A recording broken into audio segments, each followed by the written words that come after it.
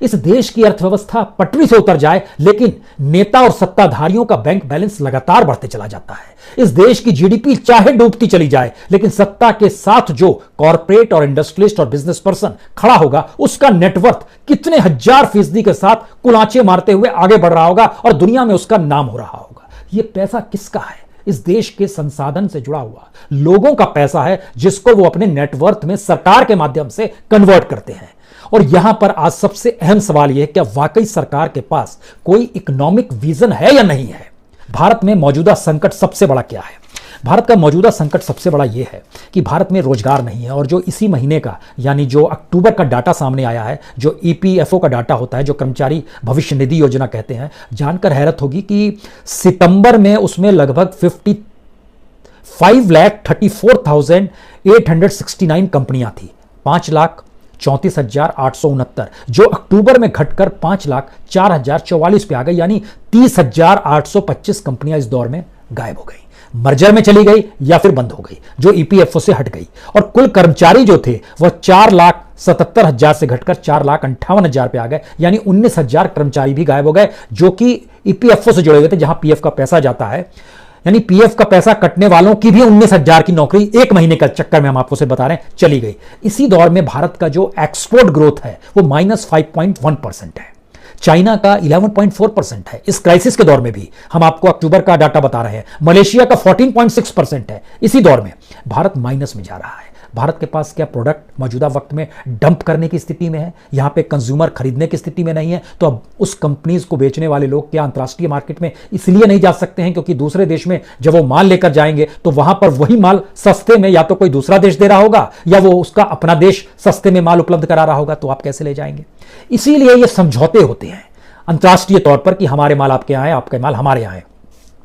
भारत के भीतर का नया संकट यह भी आया, खासतौर से जिस कॉर्पोरेट का हम जिक्र कर रहे हैं। देश की जीडीपी चाहे नीचे जाए, देश की इकोनॉमी चाहे नीचे जाए, चाहे सरकार कान खड़े कर दे कि हमारे पास तो पैसा नहीं है, हमको तो डिसइन्वेस्टमेंट से पैसा चाहिए, उस डिसइन्वेस्टमेंट से पैसा आ नहीं पा रहा है, जिसमें खासतौर से हम बार बार उदाहरण भारत पेट्रोलियम का देते हैं, जिसके लिए भारत कहीं एक कॉर्पोरेट ने भी बिड लगा दी है, वेदांता ग्रुप ने। सरकार नहीं चला सकती है, लेकिन एक कॉर्पोरेट चला सकता है, वह इंस्टीट्यूशन जिसमें सबसे ज्यादा लाभ है और जो महारत्न की दृष्टि से मान्यता पाए हुए है। यह एक हमारी इकोनॉमिक पॉलिसी का हिस्सा है। दूसरी बड़ी बात क्या है कि जरा भारत और चाइना की परिस्थितियों को समझना चाहिए कि 10 साल पहले अगर चले जाइएगा तो चाइना का जो पर कैपिटा इनकम जो थी, खासतौर से वह तकरीबन 10 साल पहले 1990 में चले जाइएगा तो एक बराबर की दृष्टि थी, चाहे वो मैन्युफैक्चरिंग का सेक्टर हो या दूसरे सेक्टर हो। भारत और उसके बीच में आप तुलना कर सकते थे, बड़े कम का अंतर था। लेकिन 10 साल पहले देखिएगा तो चाइना की 10 साल का मतलब 2010 का हम आपसे जिक्र कर रहे हैं, 2009-10 का। चाइना की पर कैपिटा इनकम थी $4,500। भारत की प्रति पर कैपिटा इनकम थी $1,357। 2019 का डाटा बतलाता है कि चाइना डबल से आगे निकल गया, वह लगभग $10,599 उसकी प्रति व्यक्ति आय हो गई। भारत की 1,357 से 2019 में बढ़कर 2,104 तक पहुंची, यानी 5 गुना अभी भी वो ज्यादा है। लेकिन इस लॉकडाउन महामारी के दौर में प्रति व्यक्ति आय 2,104 से घटकर 1,877 पर आ गई। अब आप कल्पना कीजिए कि जो एशियान के देश हैं उसमें भारत की प्रति व्यक्ति आय तीसरे नंबर पर आती है, क्योंकि म्यांमार सबसे नीचे है 1,407। म्यांमार, आप सोचेंगे हमसे क्या तुलना कर रहे हो, हम तो 5 ट्रिलियन का ख्वाब देख रहे हैं। कंबोडिया 1,643, वह भी भारत से कम है। लेकिन कंबोडिया और म्यांमार से हम तुलना करें, लेकिन भारत के ऊपर कौन है? Malaysia $11,404, Indonesia $4,135, Philippines $3,425, Vietnam $2,715। यानी एक ऐसी स्थिति है जिसमें इस बात का जिक्र करने की जरूरत है, भारत किस इकोनॉमी को चला रहा है और कैसे इकोनॉमी डामाडोल हो जाती है, लेकिन सत्ताधारियों की नहीं होती है। हम जब इन बात का जिक्र कर रहे हैं तो उसके दोबारा पैरेलल में एक बात का और जिक्र हम करना चाहते हैं कि भारत में एक नेशनल कंपनी लॉ ट्रिब्यूनल बनाया गया, NCLT। आपको वो डाटा जरूर जानना चाहिए जिससे आप समझ पाएं कि कितनी बड़ी तादाद में देश का पैसा कर्ज लेकर कंपनियों ने नहीं चलाया और खुद को दिवालिया घोषित कर दिया, और दिवालिया घोषित करने के बाद उन कंपनियों को किसी दूसरे को बेचा गया, लेकिन जिन्हें बेचा गया वो औने पौने दाम में बेचा गया। कर्ज जो बैंकों को लौटना चाहिए था वो नहीं लौट पाया। गजब की स्थिति है। कुछ जाना जैसे 40 से 50 हजार करोड़ के बीच में दो, खासतौर से भूषण स्टील और लैम्को ग्रुप, ये आता है जिसने कर्ज लिया। 30 से 40 हजार करोड़ के बीच में एस्सार स्टील और भूषण पावर आता है। 20 से 30 हजार करोड़ में आलोक इंडस्ट्री आती है, 10 से 20 हजार करोड़ में एमटेक ऑटो लिमिटेड और मोनेट इस्पात लिमिटेड आता है, 10 हजार करोड़ में इलेक्ट्रो स्टील एरा इंफ्रा और जेपी ग्रुप आता है, 5 से 10 हजार करोड़ में एबीडी शिपयार्ड आता है, ज्योति ग्रुप आता है। हम इन बातों का जिक्र इसलिए कर रहे हैं क्योंकि हम आपको बतलाना चाहते हैं कि जैसे आलोक इंडस्ट्री है, आलोक इंडस्ट्री का जो ड्यूज क्लेम था वो 29,000 करोड़ का था, लेकिन सेटल कितने में हुआ? सिर्फ 5,000 करोड़ में। देने वाले को लाभ है, सरकार को कोई लाभ नहीं है, बल्कि देने वाले से रिश्ते होंगे, देने वाला कुछ कमीशन दे दे, उसके जरिए पैसा आ जाएगा। बैंकों को उस रूप में पैसा नहीं लौटा, इस देश को कंगाल बनाने की दिशा में ये चीजें आगे बढ़ जाती है। इसी तरीके से जैसे एडेक्स शिपयार्ड आई है, वो 25,000 करोड़ रुपया ड्यूज क्लेम था उस पर, और उसको जो सेटल हुआ वो सिर्फ 2,000 करोड़ में हो गया। यानी कमाल की स्थिति है। अगर आप आइएगा कि मॉन्टेक इस्पात 11,000 करोड़ का ड्यू क्लेम था, 3,000 करोड़ में खेल हो गया। आईवीआरसीएल 13,000 करोड़ रुपया उसके ऊपर ड्यूज क्लेम था, वो 1,000 करोड़ में सेटल कर दिया गया। कंपनियों की बड़ी लंबी फहरिस्त है। भूषण स्टील जिसका जिक्र बार बार आता है, 55,000 करोड़ रुपया उस पर ड्यूज क्लेम था, उसको 35,000 करोड़ में, यानी यहां भी 20,000 करोड़ रुपया वापस नहीं आया, और ये 35,000 करोड़ रुपया जो दिया गया उसकी नेटवर्थ जो थी वह उसको औने पौने दाम में बेच दी गई। यही परिस्थिति हमारे यहां पीएसयूज में हो जाती है, जो भारत पेट्रोलियम में होगी, आने वाले वक्त में कॉन्कर में होगी, कई चीजों में, शिपयार्ड में होने वाली है, कई जगहों पर होगी। अब यहां पर एक दूसरा सवाल और होना चाहिए आपका कि हम लोग ये पॉलिसी जब लगातार बनाते हैं तो क्या एनपीए एक ऐसा ब्लैक टनल है जिसमें देश चलते घुसते चला जा रहा है? ये यकीनन ऐसा है, और देश की जो बैंकिंग सिस्टम है वो इस दौर में कितनी खराब हो गई और जर्जर हो गई है, तब हम लौटेंगे कि क्यों भारत की पूरी इकोनॉमिक पॉलिसी ही डिरेल हो रही है। एनपीए का बड़ा साफ नियम है, बैंक से आपने लोन दिया, 90 दिन के अंदर आपको इंटरेस्ट रिपेमेंट करना है या प्रिंसिपल लौटा दीजिए, अन्यथा वो पैसा एनपीए में चला जाएगा। तो एनपीए में बढ़ते बढ़ते कितना चला गया अब ये बताने की जरूरत नहीं है, लेकिन रेफरेंस के लिए जानना चाहते हैं तो 2014 में जब मनमोहन सरकार थी 2,27,000 करोड़ था, जब मौजूदा वक्त में है तो यह बढ़कर लगभग 9 लाख करोड़ रुपया पार कर गया है। यह एक स्थिति है। इसमें खास तौर से माना जाता है, दुनिया के किसी भी देश में माना जाता है जिस बैंक का एनपीए 15% से पार करने लगता है वो खतरे की घंटी है। 20% में बैंक को बेचना पड़ता है, 25 में तो सारे लोगों का दिवालिया हो जाता है जो उस बैंक में पैसा भी जमा किए हुए है। हमारे यहां यूको बैंक 25% के एनपीए पर चला गया, इंडियन ओवरसीज बैंक लगभग 22% पे चला गया, सेंट्रल बैंक ऑफ इंडिया 20% पर चला गया, यूनाइटेड बैंक ऑफ इंडिया 16.5% पे चला गया। लेकिन भारत सरकार ने कमाल की थ्योरी अपनाई, मर्जर करना शुरू किया बैंकों का, जिससे एक की बुक दूसरे से जुड़ जाए और दोनों को मिला दिया जाए। तो उसका 7% है, इसका 20% है, तो दोनों जब मिला देंगे तो 12-13% ही तो आएगा, और उसकी अगर नेटवर्थ और कम है, छोटा है, तो ऐसे एसबीआई के भीतर बहुत चीजों को मिलाते चला गया। तो एसबीआई देश का ही नहीं दुनिया के सबसे लार्जेस्ट बैंकों में से आता है, जहां सबसे ज्यादा खाता धारक है, वह भी एनपीए 7% के पार चला गया। अब यहां से सवाल एक और निकलता है कि अगर इस स्थिति में आ गए हैं तो हमको लगता है एक चीज जरूर जान लीजिए, जब हम बैंकिंग सेवा का जिक्र करते हैं, इस देश में सबसे ज्यादा रोजगार बैंक ही देता था। उसका एक डाटा बताते हैं, 1991 से 2001 तक, यानी 10 साल, इस 10 साल में एवरेज हर साल बैंक में 66,423 नौकरियां मिल रही थी। 1990 से लेकर 2000 तक 66,000 नौकरी हर साल से बैंक को दी जा रही थी। 2000 से लेकर 2010 तक, इस 10 बरस में चीजें डामाडोल हुई। इस दौर में अटल बिहारी वाजपेयी की सरकार और मनमोहन सिंह की सरकार की एंट्री होती है। यह हो जाते हैं लगभग हर साल 12,436 ही इंप्लॉयमेंट दे पाते हैं।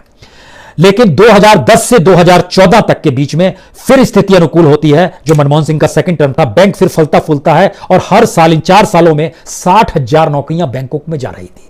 और यहां से शुरू होता है कि 2014 के बाद से क्या हुआ। यह बहुत ही नाजुक सोच है।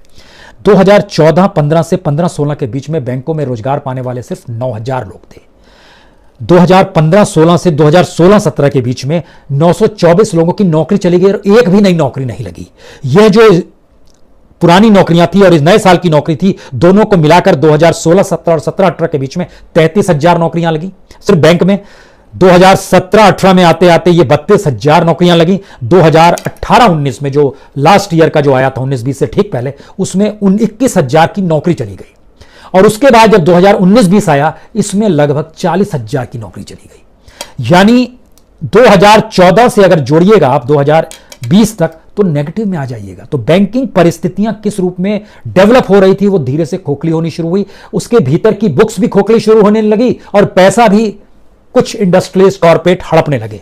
इसलिए दोबारा लौटिए कि कोई इस देश में कैसे काम कर सकता है और अगर काम करेगा तो उसके लिए क्या करना चाहिए। यह बड़ा महत्वपूर्ण है क्योंकि भारत के भीतर की फिलॉसफी बहुत साफ है कि अगर आप इस देश के भीतर में काम करना चाहते हैं तो आपको प्रोडक्शन को डेवलप करना पड़ेगा। इस देश के भीतर में अगर आप काम करना चाहते हैं तो आपको मैन्युफैक्चरिंग सेक्टर को डेवलप करना पड़ेगा। भारत और चाइना की तुलना कीजिएगा तो 1990 में दोनों मैन्युफैक्चरिंग सेक्टर लगभग एक बराबर थे। आज की तारीख में चाइना मैन्युफैक्चरिंग सेक्टर में भारत से 10 गुना ज्यादा है और मैन्युफैक्चरिंग सेक्टर में उसकी इकोनॉमी, टोटल इकोनॉमी का 27% लगा हुआ है। इसीलिए उसके माल इतने बनते हैं। भारत का माल लगभग 13% लगा हुआ है पूरी इकोनॉमी का मैन्युफैक्चरिंग सेक्टर में, यानी 4.5 गुना से ज्यादा चाइना भारत की इकोनॉमी में, मैन्युफैक्चरिंग सेक्टर की इकोनॉमी में वो आगे है। मैन्युफैक्चरिंग सेक्टर तो 10 गुना ज्यादा हो गया। लेकिन सवाल है कि दुनिया के बाकी देश भी तो कुछ करते होंगे, भारत ने इस दौर में किया क्या और कुछ वाकई नहीं किया क्या? क्योंकि बांग्लादेश और वियतनाम देखिएगा तो उन्होंने लेबर इंटेंसिव इकोनॉमी को डेवलप किया। चीन को देखिएगा तो उसने लेबर और टेक्नोलॉजी दोनों को जोड़ा।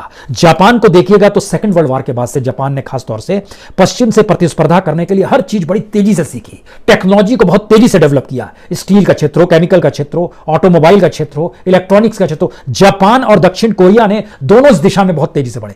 भारत ना लेबर इंटेंसिव हो पाया, ना टेक्नोलॉजी इंटेंसिव हो पाया, ना अपने कैपिटलिज्म को और कैपिटलिस्टों को संरक्षण दे पाया। उसने सिर्फ फिलॉसफी अपनाई ओपन मार्केट की। ओपन मार्केट की फिलॉसफी जब पीवी नरसिम्हा राव थे और मनमोहन सिंह उनके फाइनेंस मिनिस्टर थे, तब उस दौर को अपनाने की जरूरत थी। लेकिन धीरे धीरे खुद को तो डेवलप करना था। हमारे देश में कोई काम हुआ ही नहीं इस दौर के भीतर में। हमारे यहां क्या, ओपन मार्केट किया, बाहर से माल आने लगा, हमने उसको बेचना शुरू किया, सरकार ने उससे टैक्स लगा दिया, कमीशन उसके पास आने लगा। इस देश में सबसे बड़ी मुश्किल क्या है? गवर्नमेंट पूंजी को लेकर इस देश को ही निचोड़ लेती है, जैसे पीएसयूज का डिसइन्वेस्टमेंट किया जा रहा है। सरकार को जो चीज चलानी है, सरकार उसी को निचोड़ने में लग जाती है कि पैसा हमारे पास कैसे आ जाए। हमारे यहां का जो मैनेजमेंट होता है वो इतना कॉम्प्लेक्सिव है और कॉम्प्लेक्सिव होने के साथ इतना पॉलिटिकल मोटिवेटेड होता है कि ना सिर्फ पीएसयू बल्कि जो स्वायत्त ऑर्गेनाइजेशंस जो चल रहे हैं इस देश के भीतर में, वहां के भी बोर्ड्स में सरकार अपने लोगों को भर्ती करा देती है, पॉलिटिकल पार्टी के लोगों की भर्ती। कांग्रेस ने भी यह काम किया है, बीजेपी भी यही काम कर रही है। बीजेपी ने जरा ज्यादा ट्रांसपेरेंट तरीके से बड़ी तादाद में अपने ऐसे स्वयंसेवकों की भर्ती कर दी है वहां पर जो सिर्फ सरकार का गुणगान करें, चापलूसी करें और उनको बोर्ड्स में बैठाना शुरू कर दिया। वो रिजर्व बैंक का बोर्ड हो या बैंकों का बोर्ड हो, पीएसयू का बोर्ड हो, एनटीपीसी का बोर्ड हो, किसी का बोर्ड हो, उस बोर्ड्स के मेंबर्स को आप देखिएगा तो पता चलेगा उसको तो ज्ञान है ही नहीं, तो फिर बोर्ड में क्यों बैठा है?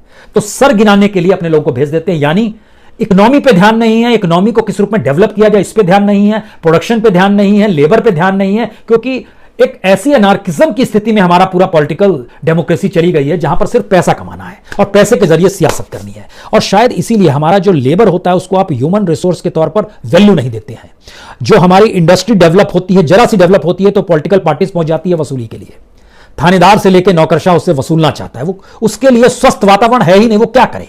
उसकी सारी ऊर्जा व्यर्थ राजनीति को समझाने में और पुलिस थानों के चक्कर लगाने में या जहां से एनओसी मिलता है वहां पर पैसा देने में निकल जाती है।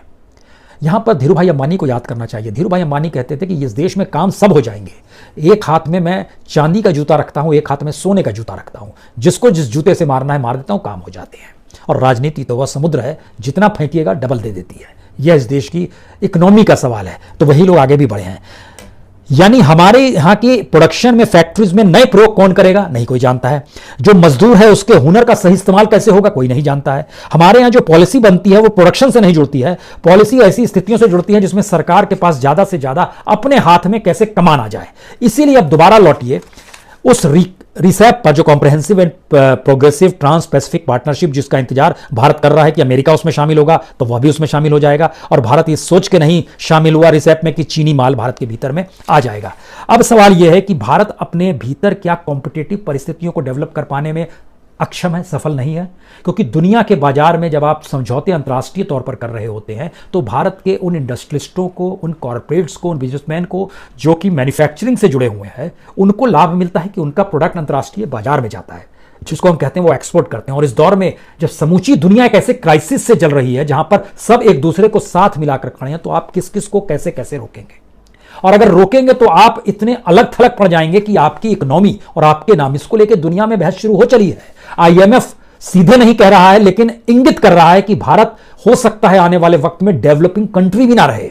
तो क्या ये अंडर डेवलप हो जाएगा? क्योंकि डेवलपिंग होते होते भारत तो 5 ट्रिलियन इकोनॉमी के साथ डेवलप कंट्रियों में अपना शुमार चाहता था, चाहे वो G20 हो, चाहे वो G8 हो, चाहे वो एशियान कंट्री हो, चाहे कोई भी Comprehensive and Progressive Trans Pacific, किसी भी देशों की कतार में भारत आर्थिक तौर पर सबसे नीचे और सबसे कमजोर क्यों नजर आता है? इतने बड़े देश के भीतर में इतने खनिज संसाधनों से भरपूर और इस देश के भीतर के चंद इंडस्ट्रियलिस्ट कॉर्पोरेट दुनिया के सबसे रईसों में शुमारी क्यों हो जाती है? भारत के पार्लियामेंट की पूरी की नेटवर्थ को अगर जोड़ दिया जाए, जो सांसदों की नेटवर्थ है अपनी, जिसमें राज्यसभा के लोगों को मिला दीजिए, यह मिला दीजिएगा तो अमेरिकी सीनेट भी कमजोर पड़ जाए, अमेरिकी कांग्रेस भी कमजोर पड़ जाए, ब्रिटिश पार्लियामेंट भी कमजोर पड़ जाए। इतनी पूंजी है हमारे पॉलिटिशियंस के पास, लेकिन देश को लेकर इकोनॉमिक सोच नहीं है। और यहीं से वो संकट शुरू होता है कि अगर आपके पास इन चीज़ों को लेकर कोई सोच नहीं है तो आप चीज़ें आगे बढ़ाएंगे कैसे? क्योंकि दूसरे देशों में तो अब चाहे वो बौद्धिक संपदा का क्षेत्र हो, दूर संचार का क्षेत्र हो, वित्तीय सेवाएं हो, ई कॉमर्स हो, व्यापारिक से इन जो सीमा शुल्क अगर खत्म हो जाएगा तो इनके बीच आवाजाही कंटिन्यूअसली बनती चली जाएगी। भारत उसके भीतर नहीं घुस सकता है, यह भी एक संकट है। यानी सवाल यह नहीं है कि चीन का प्रभाव एशियान देशों पर पड़ेगा और आप पे नहीं पड़ेगा तो आप मानकर चलेंगे हम तो सुरक्षित हैं। जी नहीं, आपको कॉम्पिटिटिवनेस में आना पड़ेगा, आपको चीजें डेवलप करनी पड़ेंगी और डेवलप करने के लिए अपनी नेटवर्थ और पूंजी छोड़कर इस देश की इकोनॉमी की दिशा में आपको पॉलिसीज निर्धारित करनी पड़ेगी। जो कॉम्पिटिटिवनेस, उस करप्शन को हटाना होगा जो हर वक्त दरवाजे पर किसी भी कारखाने के बाहर उस इलाके का थानेदार हो या वहां का ब्यूरोक्रेट हो, वो सब लगे रहते हैं क्योंकि यह देश पूरा करप्शन के पैरेलल इकोनॉमी से चल रहा है। और वह पूंजी इतनी बड़ी है, जिस बात का जिक्र इस वक्त हो रहा है कि डिजिटल इकोनॉमी के बदले कैश इकोनॉमी क्यों काम कर रही है, तो डिजिटल से करप्शन में पेमेंट नहीं होता है, कैश से पेमेंट होता है। यह भी समझना चाहिए। आप उस दिशा में बात ही नहीं करते हैं। इस देश के भीतर में जो भी गवर्नमेंट आती है इस दिशा में जा ही नहीं पाती है कि इस देश के भीतर डेवलपमेंट के तौर तरीके कैसे हों और उसको सही पटरी पर लाने के लिए हमको राष्ट्रीय और अंतर्राष्ट्रीय तौर पर इकोनॉमी का तालमेल कैसे करना पड़े। क्योंकि दुनिया भर में लेबर्स को लेकर, वो लेबर्स मजदूर भी हो सकता है, वह लेबर डिग्रीधारी युवा व्यक्ति जो IIT से निकला है, IIM से निकला है, वहां से निकला हुआ भी हो सकता है, जो अगर इनोवेटिव काम करते हैं तो उनका योगदान उस देश की इकोनॉमी के GDP में 3 से 6% के बीच है। भारत में उसका कोई योगदान ही नहीं है और भारत की पूरी इकोनॉमी टैक्स पेयर के पैसे से चल रही है। बड़ी मुश्किल स्थिति है।